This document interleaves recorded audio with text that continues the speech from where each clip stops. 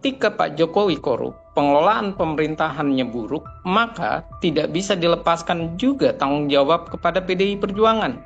Ini benar-benar murni Pak Jokowi semata atau jangan-jangan ada perilaku juga dari partainya sebagai partai penguasa. Saran saya, jangan memframing terlalu habis-habisan kepada Pak Jokowi karena bisa jadi menjadi blunder. Program Tribun Sun Fokus Tribuners kembali membersamai Anda hari ini bersama dengan Sanila Irdah. Nah, Presiden ke-7 RI Joko Widodo masuk dalam nominasi pemimpin terkorup dunia tahun 2024 versi Organized Crime Corruption Reporting Project atau OCCRP. Sejumlah pihak pun meminta agar KPK melakukan penindakan atas klaim OCCRP tersebut. Satu di antaranya juga muncul dari PDI Perjuangan melalui juru bicaranya. Nama Jokowi yang dikaitkan dengan kasus korupsi ini mencuat seusai adanya penetapan tersangka Sekjen PDIP Hasto Kristianto. Untuk membahasnya, saya sudah tersambung bersama dengan pengamat politik Citra Institut, ada Bang Efriza. Bang Efriza, selamat sore. Selamat sore, Manila Irda, dan terima kasih untuk Tribun Non Fokus atas undangannya. Ya, terima kasih banyak menyempatkan waktunya juga hari ini Bang Efriza. Ini saya akan mulai diskusi di awal tahun 2025 ini begitu ya. Dan banyaknya hal yang berderet panjang setelah akhir tahun ini. Bahkan terbaru muncul juga nominasi bahwa Presiden ke-7 Joko Widodo ini masuk dalam nominasi pemimpin terkorup begitu Bang. Saya ingin minta analisa Bang Efriza mengenai klaim ini seperti apa? Iya, kalau melihat apa yang dilakukan oleh OCCRP, itu adalah singkatannya, kita bisa pahami bahwa ini adalah kado Nataru karena dirilis di 31 Desember dan baru menggemparkan saat-saat ini, dan ini juga terkait dengan apa yang terjadi antara PDI Perjuangan dan Pak Jokowi, kemudian dengan OCCRP, sisi yang lain kasus korupsi di Indonesia.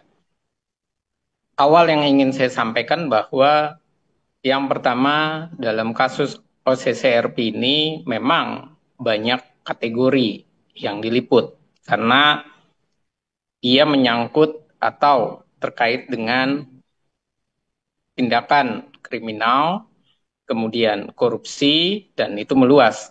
Jadi di dalamnya ada terkait dengan hukum, terkait dengan pemilu, terkait dengan sumber daya alam, dan pengelolaan yang dilakukan oleh pemerintahan.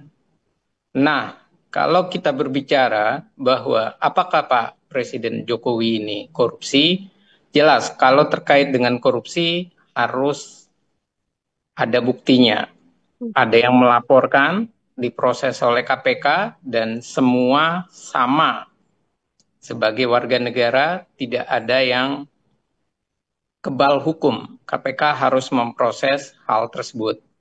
Dan yang kedua adalah apakah tindakan Pak Jokowi ini dalam hal seluruhnya itu adalah bentuk dari tindakan kekerasan ataupun tindakan dari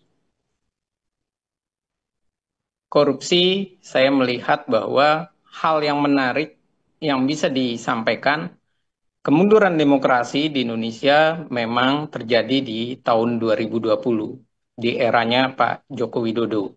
Dan Pak Jokowi memang juga terang-terangan menunjukkan sikapnya cawe-cawe terhadap pemerintahan. Dan yang ketiga terkait dengan mengenai 3 periode. 3 periode ini memang didengungkan atau diwacanakan oleh orang-orang terdekat dari Pak Jokowi.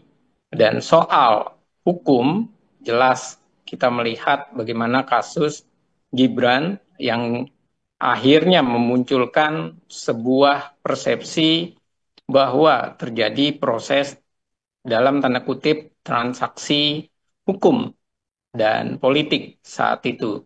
Nah, permasalahannya adalah kalau ditanya apakah ini terkait dengan personal dari Pak Jokowi, tentu saja bisa dikatakan tidak sepenuhnya, apalagi kalau dianggap bahwa Pak Jokowi adalah koruptor.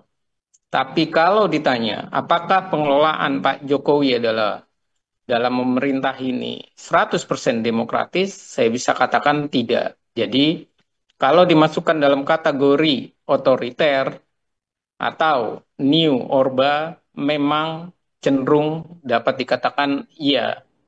Nah, ini yang ingin disampaikan, tapi ini dinamika yang terjadi karena bagaimanapun partai politik di Indonesia dengan sistem multipartai sangat sulit mengelola pemerintahan tanpa didukung partai, dan partai politik di Indonesia adalah pragmatis. Jadi yang menjadi permasalahan adalah ketika Pak Jokowi korup, pengelolaan pemerintahannya buruk, maka tidak bisa dilepaskan juga tanggung jawab kepada PDI Perjuangan. Karena PDI Perjuangan adalah partainya Pak Jokowi. Karena itu PDI Perjuangan meminta maaf, dan tidak serta-merta minta maafnya PDI Perjuangan ini dicatat sebagai ia sukses memimpin pemerintahan, ia sukses untuk menjadi mitra kritis pemerintah. Malah bisa kita katakan PDI Perjuangan menjadi bagian juga dari situasi pengelolaan pemerintahan yang tidak benar atau tidak becus di era Pak Jokowi kalau kita mau menggunakan asumsi OCC RP tadi. Oke, ini karena akumulasi bagaimana kemudian selama masa Presiden ke-7 Joko Widodo memimpin ya, Bang Efriza ya, yang juga ada sangkut pautnya juga dengan partai pengusungnya yakni PDI Perjuangan. Lantas bagaimana Bang Efriza melihat desakan yang muncul dari PDIP agar ada pengusutan yang juga dilakukan oleh KPK RI begitu ya atas rilisan OCCRP ini, Bang? Ya, kalau melihat apa yang terjadi atas usulan PDI Perjuangan, saya rasa ada dua hal. PDI Perjuangan, satu sisi, memang ia merasa bahwa musuh terbesarnya dari PDI Perjuangan adalah Pak Jokowi, mantan kadernya. Dan ia merasa bahwa PDI Perjuangan itu terusik karena Hasto sebagai sekjen menjadi tersangka korupsi. Itu yang pertama. Yang kedua, desakan dari apa yang dilakukan oleh PDI Perjuangan itu juga bisa dikatakan tidak sepenuhnya murni untuk menegakkan demokrasi, untuk memberantas korupsi di Indonesia. Kenapa? Karena satu sisi ketika membahas Hasto, mereka sangat kental sekali mendukung membela Hasto mati-matian, padahal korupsi. Yang kedua, mereka juga melupakan bahwa kalau memang mengusut Pak Jokowi ini adalah suatu tindakan yang bagus, suatu tindakan yang baik, tunjukkan bagaimana pembuktiannya, cara membuktikannya apa. Katanya Hasto punya dokumen-dokumen itu. Nah, ini juga harus, jangan sampai PDI Perjuangan memainkan framing untuk mendorong Pak Jokowi atau dianggap atau dilabeli sebagai terkorup, tapi ia melupakan bahwa kenyataannya adalah framing ini tidak tepat karena tidak personalnya, hanya pengelolaan pemerintahan yang buruk. Kalau pengelolaan pemerintahan buruk, otoriter, menyebabkan kemunduran demokrasi dan cawe-cawe segala macam, ini artinya ada sangkut paut dengan partai penguasanya PDI Perjuangan yang juga tidak sepenuhnya baik. Nah, ini artinya PDI Perjuangan tidak bisa serta-merta merasa bahwa ini adalah angin baik untuk mendorong proses dari penelitian OCCRP semata. Malah, kalau saya melihat bahwa sudah semestinya memang KPK ini bergerak melihat apakah OCCRP ini terkait dengan kejahatan dan korupsi ini benar-benar murni Pak Jokowi semata atau jangan-jangan ada perilaku juga dari partainya sebagai partai penguasa. Dan ini perlu untuk diusut dan dibuktikan. Jangan sampai pengelolaan ini, nilai demokrasi kita menjadi kesalahan yang diemban hanya oleh seorang calon presiden atau seorang presiden semata, tapi partainya tidak pernah mau disalahkan. Dan ini adalah bentuk kekonyolan karena mereka mau menyatakan mereka bersalah karena mengusung Pak Jokowi sebagai presiden, kemudian mereka menyatakan bahwa perlu usut KPK, tapi mereka tidak mau untuk memproses atau menyatakan bahwa PDI Perjuangan itu bersih. Jadi silakan usut Pak Jokowi dan sekaligus lihat ada tidak masuk uang ataupun tindakan-tindakan itu ke PDI Perjuangan. Ada tidak kebijakan-kebijakan yang dilakukan Pak Jokowi itu juga dihadirkan karena keikutsertaan PDI Perjuangan atau dukungan PDI Perjuangan. Jadi ini tidak bisa dianggap hal yang terpisah satu dengan yang lainnya. Karena bagaimanapun tanggung jawab seorang presiden juga didukung oleh partai politik. Oke, perlu adanya pendalaman yang apabila memang benar ada pendalaman dari KPK ya, Bang Efriza ya, harus juga termasuk partai politik yang kemudian mengusungnya.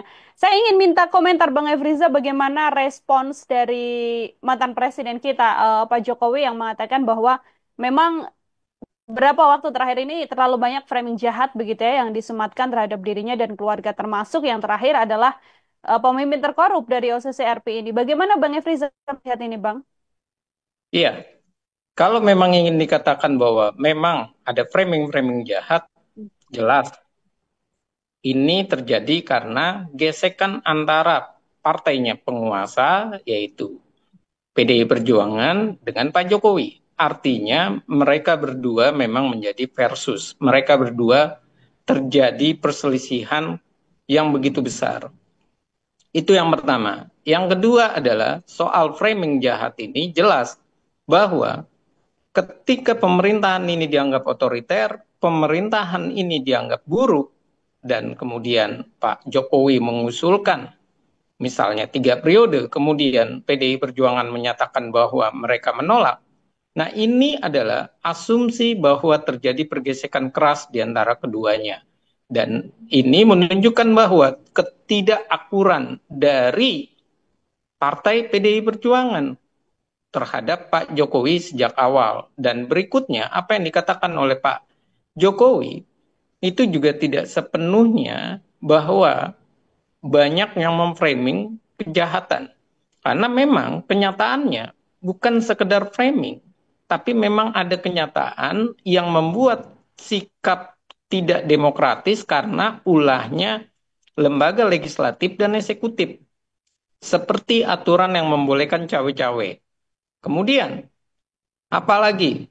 Kemudian adalah bagaimana presiden juga diizinkan untuk berkampanye. Misalnya, itu kan karena aturannya, regulasinya memang ada, diatur. Dan itu diniatkan dulunya. Dan berikutnya adalah juga tidak sepenuhnya benar bahwa banyak framing jahat. Karena memang kemunduran demokrasi di 2020 itu terjadi di eranya Pak Joko Widodo. Dan ia harus mengakui. Dan sisi yang lain, hadirnya Gibran ini juga memang tidak bisa dilepaskan dari adanya permainan hukum dan politik yang terjadi. Dan begitu juga saat ini, apa yang terjadi? Kalau seandainya keputusan-keputusan yang terjadi saat ini, misalnya tentang presidential threshold yang dihapuskan, ini juga nantinya akan membuat masyarakat semakin bingung. Ada apa dengan Mahkamah Konstitusi? Biasanya selalu berbicara tentang open legal policy, tapi sekarang tidak. Nah, ini artinya memang tidak sepenuhnya dapat dikatakan eksekutif itu bertindak otoriter, tapi ada peluangnya, ada konstitusi, ada perilaku yang memang perilaku yang tidak baik yang terjadi di dalam perpolitikan kita secara politik pragmatis yang dilakukan oleh partai maupun para elit. Dan saya merasa bahwa kata framing ini dapat dikatakan sekitar 70% benar, tapi 30% juga tidak sepatutnya. Karena memang banyak juga yang terjadi bagaimana kekacauan itu dialami. Dan yang paling parah adalah kalau kita berbicara bagaimana mengelola pemerintahan. Karena pemerintahan kemarin adalah pemerintahan yang bisa dikatakan juga terjadi bagi-bagi kursi. Dan ini terjadi karena keinginan partai politik yang begitu besar, tapi mereka tidak mau mengambil tanggung jawab. Akhirnya wamennya banyak, menterinya saat itu jumlahnya 34, tapi di sisi yang lain banyak masuk sekawanan kelompok kepentingan mereka. Jadi rakyatlah yang diabaikan. Dan ini adalah dari situasi sistem multipartai kita yang belum berjalan baik dan politik kita yang masih pragmatis. Nah, ini memang inilah yang terjadi. Jadi Pak Jokowi juga menggunakan hukum dalam hal ini melalui sekawanan teman dekatnya yang dibangun dari tadi politik pragmatis di Indonesia yang sangat liar sekali. Hmm. Belum selesai terkait OCCRP atau klaim bahwa Jokowi ini masuk dalam jajaran presiden terkorup begitu ya, atau pemimpin terkorup. Bang Efriza, kan juga belum lama serangan kan juga yang disarankan bahkan oleh PDIP begitu ya terhadap Jokowi kan terkait dugaan adanya video skandal begitu. Ini berkaitan juga bagaimana setelah penetapan Hasto Kristianto atau Sekjen PDIP sebagai tersangka. Apakah video skandal elit yang kemudian disampaikan PDIP ini juga bisa dikaitkan dengan salah satu rilisan OCCRP terkait pemimpin terkorup ini, Bang? Iya, kalau OCCRP ini menggunakan kuantitatif, menggunakan bagaimana hasil investigasinya, bisa jadi itu dibawa masuk ke dalam sebuah penilaian terhadap Pak Presiden Joko Widodo waktu itu dalam pengelolaan pemerintahannya. Nah, namun pertanyaannya adalah bagaimana PDI Perjuangan setelah melempar isu bahwa banyak elit-elit politik menjadi pejabat negara yang melakukan korup. Katanya ada videonya. Nah, pertanyaannya adalah mana videonya? Buktikan, bawa kepada KPK. Jangan mereka malah berbalik meminta KPK mengusut kasus Pak Jokowi, memeriksa Pak Jokowi. Lalu kemana asumsi mereka, pernyataan mereka yang mereka punya dokumennya, yang mereka punya videonya, yang mereka menyatakan bahwa ini adalah perilaku dari para pejabat negara. Nah, kalau mereka menyatakan seperti itu, PDI Perjuangan yang dimaksud mereka ini, mereka juga harus sanggup untuk membuktikan. Jangan malah OCCRP ini keluar berbarengan ataupun berdekatan dengan Hasto yang akhirnya malah sentimen negatif publik kepada PDI Perjuangan nantinya. Bahwa ada sesuatu yang dalam tanda kutip banyak yang bilang ada pesanan, ada framing jahat. Itulah yang dilakukan oleh Pak Jokowi. Maka yang terbaik memang PDI Perjuangan membuktikan. Jangan sekedar mendorong KPK. Kalau mendorong KPK artinya dia tidak punya alat bukti. Kalau mendorong KPK artinya dia hanya tadi masuk ke dalam kategori memframing jahat Pak Joko Widodo. Membangun citra buruk kepada Pak Joko Widodo. Nah, pertanyaannya adalah apa yang harus dilakukan oleh PDI Perjuangan jika mereka menyatakan bahwa punya alat bukti? Mereka lah yang datang ke KPK, mereka yang bawa dokumennya, mereka yang melaporkan presiden. Jadi jangan sekedar menyatakan bahwa perilaku buruk kadernya ini mereka meminta maaf, bukan sekedar minta maaf yang terbaik, tapi bagaimana mereka juga menunjukkan, memproses Pak Jokowi jika memang salah.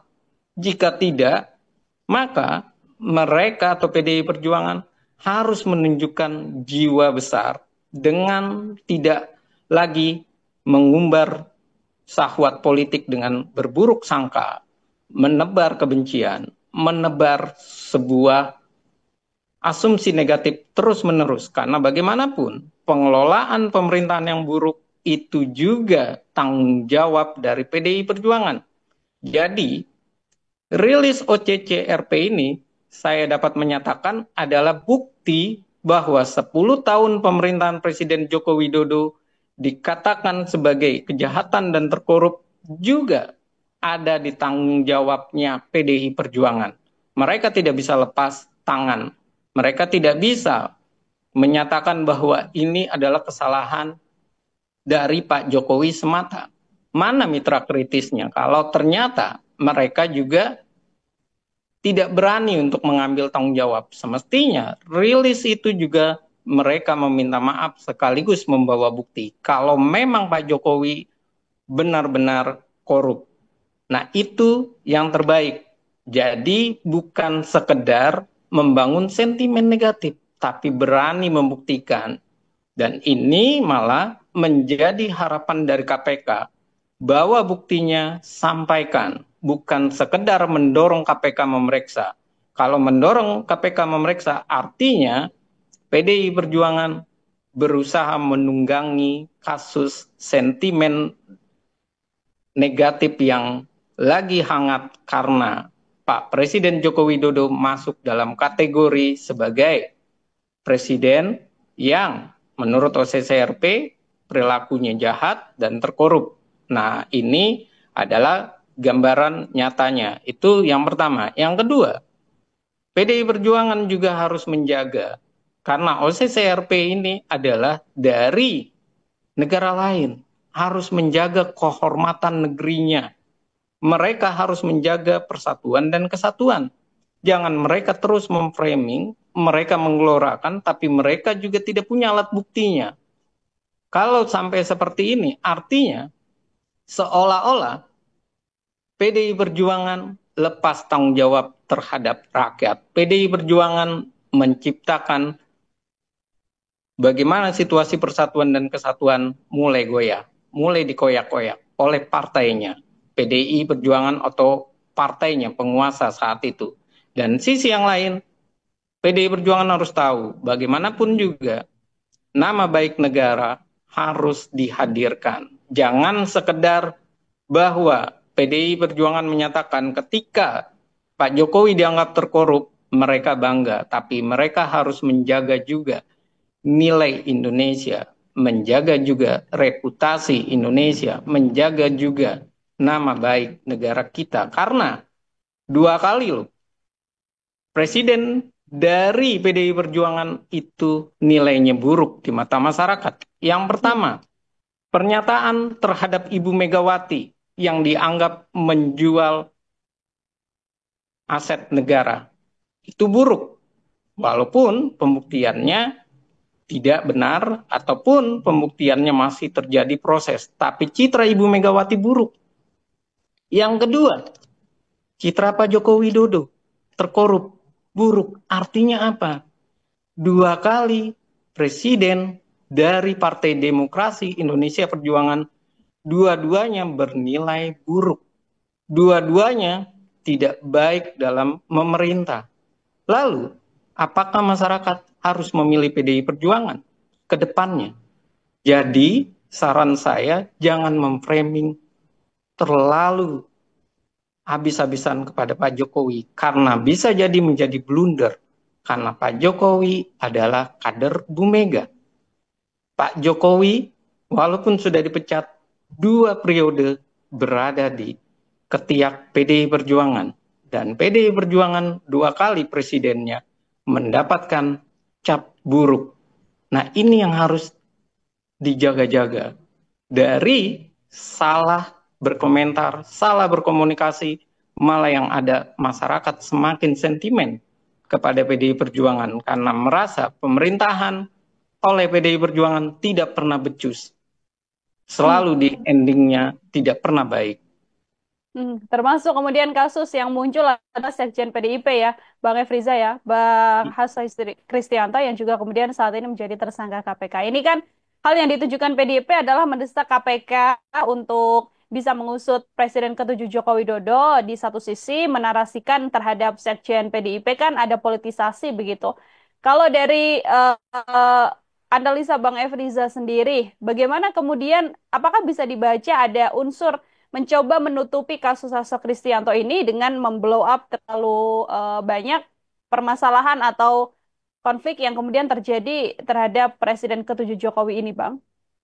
Iya, jelas bahwa mereka mencoba menutupi. Mereka mencoba menyatakan satu, bahwa PDI Perjuangan itu bersih. Hasto tidak ada speser pun uang negara karena tidak terkait dengan kerugian negara. tapi terkait dengan bagaimana demokrasi rusak di internal partai politik, pilihan warga diabaikan. Demokrasi dengan sistem pemilu tertutup yang diusulkan oleh PDI Perjuangan ternyata punya niat terselubung memasukkan orang-orang yang tidak dipilih oleh rakyat dengan cara-cara apapun. Itu yang bisa dinarasikan untuk kasus Hasto. Yang kedua, dengan memframing bahwa Pak Jokowi terkorup, meminta KPK untuk mengusutnya, apakah PDI Perjuangan tidak sadar bahwa kasus bansos itu dilakukan oleh menterinya PDI Perjuangan? Bagaimana rakyat uang bansosnya, bagaimana pengelolaan bantuan sosialnya malah dikorup? Siapa pelakunya? Dari PDI Perjuangan, dari Menteri Sosialnya, dari PDI Perjuangan.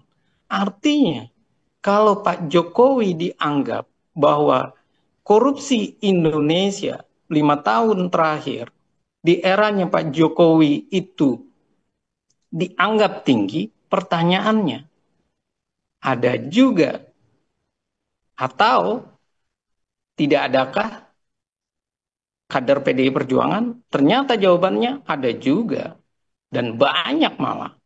Terbukti di akhir ada Hasto. Terbukti berikutnya ada Menteri Sosial dari PDI Perjuangan. Berikutnya adalah kasus dari Pak Jokowi sekarang maupun Pak Gibran. Mereka semua atau Pak Bobi Nasution, mereka semua adalah kader-kader dari PDI Perjuangan. Pertanyaannya, apakah PDI Perjuangan bisa menjelaskan bagaimana rekrutmen kadernya, bagaimana kaderisasinya? Ternyata orang-orangnya yang dihadirkan adalah orang-orang yang serakah, orang-orang yang bertindak korup, orang-orang yang tidak benar-benar bersih, orang-orang yang melanggengkan kekuasaan. Jadi, memframing untuk internal PDI Perjuangan hati-hati, karena bisa jadi malah blunder, bisa jadi sentimen negatif nanti rakyat hadir ke dalam tubuh PDI Perjuangan atas kasus ataupun hasil dari OCCRP. Oke, dari analisa Bang Efrizas juga, ini kan PDIP mengatakan bahwa video yang dimiliki oleh PDIP begitu ya Bang ya, ini kan akan menjadi bom waktu ketika memang diungkap oleh pihak Sekjen PDIP Hasto Kristianto. Apakah kemudian dari analisa Bang Efriza, konflik antara PDIP dan juga Joko Widodo ini nantinya akan menjadi drama panjang atau bagaimana sedianya agar konflik ini bisa mereda Bang? Iya, kalau konflik ini bisa mereda, saya rasa hanya satu, yaitu biarkan Sekjen PDI Perjuangan itu Hasto selesai dan tidak perlu dibela karena satu orang buruk harus dijaga organisasinya. Jangan karena satu orang buruk malah organisasinya ikut menjadi yang terburuk. Itu yang pertama. Yang kedua, kalau video itu dibuka, silakan dibuka, malah lebih baik. Tapi sekali lagi, saya cuma pesan atau sampaikan bahwa PDI Perjuangan tidak akan pernah bisa lepas dari tanggung jawab. Siapapun yang hadir di video itu, siapapun perilakunya, itu adalah periode pemerintahan PDI Perjuangan. Pemerintahan yang terburuk pengelolaannya dari PDI Perjuangan selama 10 tahun. Dan ini artinya apa? Situasinya nanti bukan malah menguntungkan PDI Perjuangan, malah membuat blunder. Dan semakin banyak masyarakat akhirnya enggan memilih PDI Perjuangan. Sentimen negatif semakin tinggi. Karena apa? Karena jelas jawabannya. PDI Perjuangan melakukan politik hanya karena satu orang Pak Jokowi yang merupakan kadernya, yang mantan kadernya sekarang ini, yang terus dibunuh karir politiknya, usahanya atau pencitraannya, tapi mereka tidak sadar, mereka juga ikut menikmati ketika pemerintahan itu berjalan. Contohnya adalah bagaimana jumlah menterinya banyak. Mereka kenapa tidak berani untuk menarik menteri-menterinya?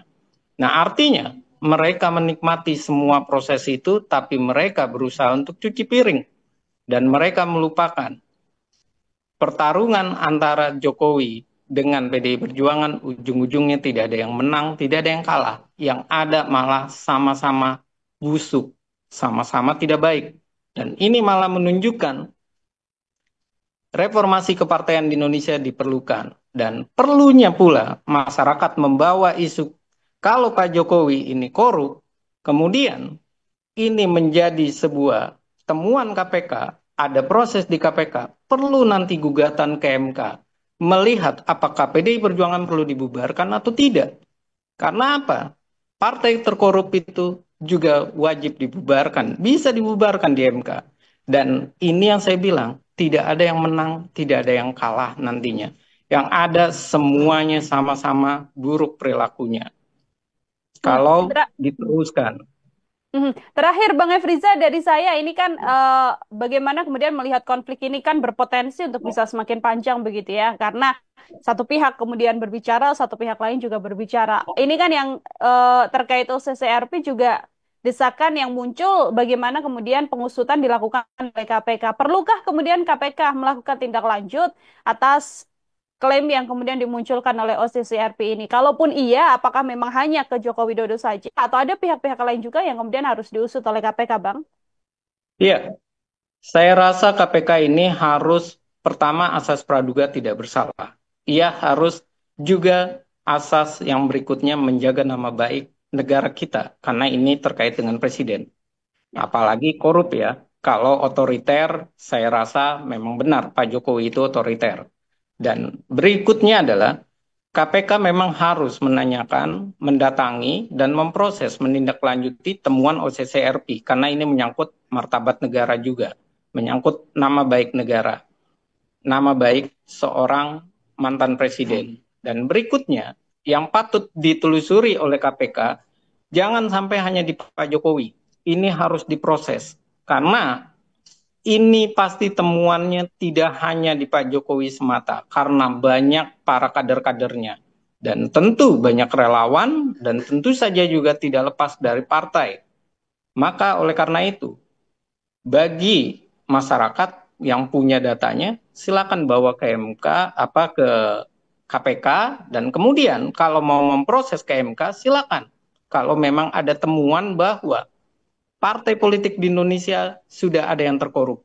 Silakan bawa itu dan buktikan untuk minta dibubarkan. Boleh-boleh saja karena ini adalah negara hukum. Jadi saya rasa lebih baik bagaimana kita membersihkan partai politik kita, reformasi kepartaian itu harus dihadirkan, semangat membersihkan negara ini dari perilaku korup harus dikedepankan, dan yang ketiga membangun demokrasi tanpa penguasaan otoriter, tanpa bagi-bagi kekuasaan semata. Karena siapapun presiden di Indonesia, selama sistem multipartainya dengan politik pragmatis, selama mereka masih memperlakukan tindakan-tindakan tidak terpuji, maka rakyat yang dirugikan. Dan tidak akan ada yang tidak melakukan tindakan otoriter, walaupun sifatnya tersembunyi atau tidak terang-terangan, atau hanya parsial saja, sepotong-sepotong saja dari tindakannya. Seperti misalnya pembubaran ormas yang dilakukan Pak Jokowi, itu adalah tindakan otoriter yang dilakukan oleh beliau, dan itu kemunduran demokrasi di tahun 2020. Banyak hal yang kemudian harus diusut oleh KPK, tidak hanya terhadap Presiden ke-7 Joko Widodo saja, namun juga ke pihak-pihak lain pun juga saat ini yang juga masih ditunggu adalah bagaimana KPK akan bertindak ya Bang Efriza ya, menyangkut kasus yang sekarang juga sedang menjadi sorotan adalah kasus Sekjen PDIP Hasto Kristianto seperti itu. Bang Efriza, terima kasih banyak untuk kesempatannya, luar biasa sekali diskusi sore hari ini. Semoga di lain kesempatan ada waktu kembali untuk berdiskusi bersama dengan Bang Efriza. Sekali lagi, terima kasih banyak untuk waktunya, Bang. Sama-sama Mbak Nila Irda, dan terima kasih untuk Tribun Non Fokus, dan mohon maaf kalau ada salah kata dan salah bahasa. Saya hanya berpikir singkat, negara kita harus diselamatkan dari perilaku buruk berpartai, berkomentar, maupun perilaku buruk yang merusak negara ini. Baik, sekali lagi terima kasih banyak Bang Efriza Tribuners, pengamat politik Citra Institute membersamai kita dalam Tribun Fokus hari ini. Nantikan obrolan saya bersama dengan sejumlah narasumber Berlin dan tema-tema lain hanya dalam Tribun Sound Focus. Saya Nila Irda pamit undur diri. Terima kasih banyak dan sampai jumpa. Download Tribun X sekarang. Menghadirkan lokal menjadi Indonesia.